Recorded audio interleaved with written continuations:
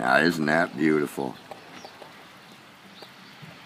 I know some of you guys don't like winter, but I probably won't either when we're buried in 2 feet of snow and it's been 3 months of winter going on here in New England. But I'm a hardcore New Englander. This is right out my back window. This is the first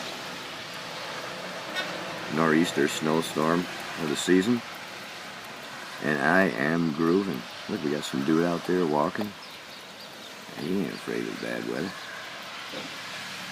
So yeah, man, I hope everybody has a really cool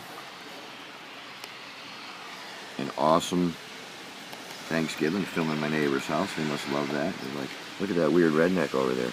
He's cameraing our house. What's up with that? And we got this big old tree. I watched this tree grow here for 15 years. Nice old fir tree. And yeah, I'm going to be out in this. I'm going for a winter wonderland stroll tonight.